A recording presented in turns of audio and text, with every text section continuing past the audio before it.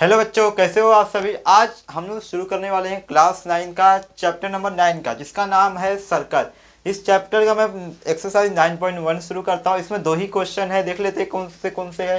पहला क्या बोल रहा है, recall that two circles are congruent if they have the same radii, prove that equal chords of a congruent circle subtend equal angles at their centre. दो circle मैंने बना दिए हैं, हमको बताना है कि इसमें क्या है, दो कॉर्ड दिए हैं दोनों ही सर्कल में। एक हो गया ए, दूसरा कॉर्ड हो गया, दोनों ही क्या है, इक्वल है। इसको नाम दे देता हूँ ए और ये दे देता हूँ बी, ये हो जाएगा सी और डी। ये क्या है, दो कॉन्ग्रुएंट सर्कल है, इनके जो कॉर्ड है दोनों ही इक्वल है। अब इनसे जो सेंटर पे जो एंगल बन रहा है वो हमें बताना है वो इक्वल है कि नहीं। तो सेंटर पे एंगल कैसे बनेगा, जब मैं क्या करूंगा, रेडियाई बनाऊंगा, रेडियस बनाऊंगा। तो मैं रेडियस बना देता हूँ इसे, तो दो रेडियस बनेंगे तो ही एंगल फॉर्म होगा। चलो इसको नाम देता हूँ ओ, इसको नाम दे देता हूँ ओ डैश। ये हो गए दो कॉन्ग्रुएंट सर्कल जिनमें जो के दो क्या है, कॉर्ड है, दोनों का लेंथ सेम है। इसमें हमें बताना है कि यहाँ पे जो एंगल बन रहा है इस एंगल के इक्वल है, ये हमें बताना। आइए देखते हैं। तो यहाँ पे लिख दोगे पहले, consider two congruent circle having centre O and O dash with two equal chords A B and C D. इतना लिख देना। फिर दूसरा मैं डायरेक्ट स्टार्ट करता हूँ, in triangle O A B and second triangle क्या होगा मेरा, ट्रायंगल ओ डैश। सेकेंड वाले में देखो डैश है, हाँ, ओ सी डी। अब हमें क्या चाहिए, तीन चीजें कॉन्ग्रुएंट इक्वल प्रूफ करना होगा, तो ही ये दोनों ट्रायंगल क्या होंगे, आपस में कॉन्ग्रुएंट होंगे।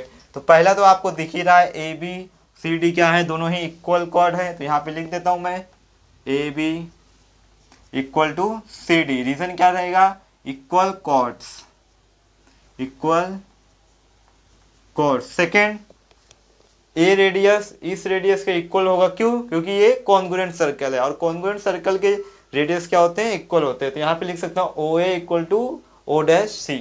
तो ये हो जाएगा O A equal to O dash C. Reason लिख दोगे, रेडियाई ऑफ कॉन्ग्रुएंट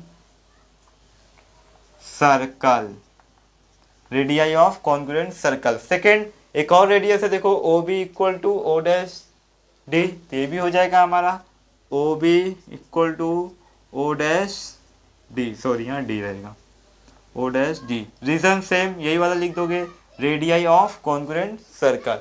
तीन चीजें हमें कॉन्ग्रुएंट मिल गई, इक्वल मिल गई। क्या मिला, साइड साइड साइड, तीनों ही साइड है। ट्रिपल एस रूल अप्लाई करता हूँ, मैं बोल सकता हूँ therefore triangle O A B congruent to triangle O dash C D. Reason क्या रहेगा, by triple S congruence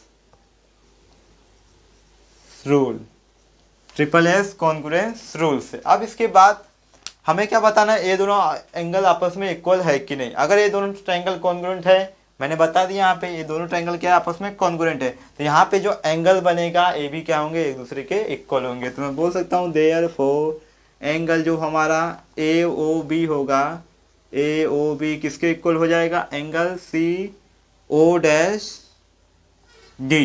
reason C P C T rule, corresponding parts of congruent triangle. तो final answer में लिख दोगे देयरफॉर कि two circle are congruent if they have the same radii. फिर इतना ये मत लिखना है, रीजन लिख दोगे, हाँ, equal chords of a congruent circle subtend equal angles at their centre, यहाँ से लिखना therefore equal chords of a congruent circle subtend equal angles at their centre. इतना लिख देना यहाँ पे। क्वेश्चन नंबर 2 देखो, ये जो क्वेश्चन नंबर 2 है ना, सेम उसका उल्टा है। उसमें क्या बोला था, दो कॉर्ड इक्वल हैं, तो हमें बताना था जो सेंटर पे जो एंगल बन रहे हैं वो इक्वल है कि नहीं, यही बताना था। लेकिन इसमें क्या बोल दिया है, यहाँ पे जो सेंटर पे एंगल बन रही है इक्वल है, हमें बताना है कि ये दोनों कॉर्ड आपस में इक्वल है कि नहीं, ये बताना है। तो देखो क्वेश्चन क्या बोला, prove that if chords of a congruent circle subtend equal angle. ये दो कॉन्ग्रुएंट सर्कल हैं, ये क्या कर रहे हैं, इक्वल एंगल सबटेंड कर रहे हैं। फिर at their centre then chords are equal, हमें बताना है कि ये दोनों कॉर्ड आपस में इक्वल है कि नहीं, सेम है। आओ कैसे, देखो पहले तो वही सेम लिख लेना यहाँ पे कि consider two congruent circle with centre O and O dash with equal angles, equal angles बता देना, ए ओ बी और दूसरा angle C O dash D. फिर उसके बाद इन ट्रायंगल क्या होगा हमारा, O A B and second triangle क्या हो जाएगा हमारा ओ डैश सी डी। इसमें पहले क्या दिख रहा है, रेडियस दिख रहा है, ये दोनों कॉन्ग्रुएंट सर्कल है तो रेडियस भी इक्वल होगा, यानी ओ A equal to O dash C.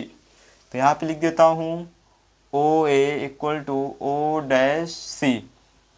Reason लिख दोगे आप लोग, रेडियाई ऑफ कॉन्ग्रुएंट सर्कल। फिर इसके बाद ए एंगल इस एंगल के इक्वल है, यानी angle A O B equal to angle C O dash D. ये ऑलरेडी क्वेश्चन में दिया है ये वाला, तो यहाँ पे लिख दोगे एंगल क्या है हमारा ए ओ बी किसके इक्वल है, angle C O dash D के। रीजन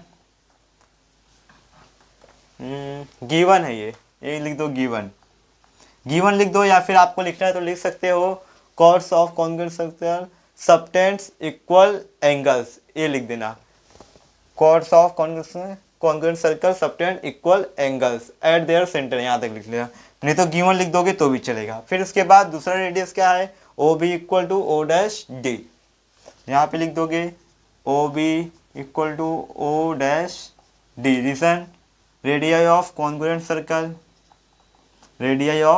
सर्कल, ये कॉपी कर लेना। अब तीन चीजें मिली, पहला मिला साइड, फिर मिला एंगल, फिर मिला साइड, तो एस ए एस रूल से मैं बोल सकता हूं कि जो ट्राइंगल हमारा ओ ए बी है वो किसके कॉन्ग्रुएंट हो जाएगा, triangle O dash C D के। Reason side angle side congruence rule, ये हो जाएगा हमारा। अब ये दोनों ट्राइंगल क्या है, आपस में कॉन्ग्रुएंट है, यानी इनके जो करस्पॉन्डिंग साइड होंगे वो भी इक्वल होंगे, यानी जो कॉर्ड ए बी होगा वो कॉर्ड सी डी के इक्वल होगा। तो यहाँ पे लिख दो कि therefore A B equal to C D. Reason लिख दोगे सी पी सी टी, हो गया। फिर लास्ट लाइन लिख दो कि chords of a congruent circle subtend equal angle at their centre then the chords are equal. यहाँ से लेके पूरा एंड तक कॉपी कर लो, हो गया।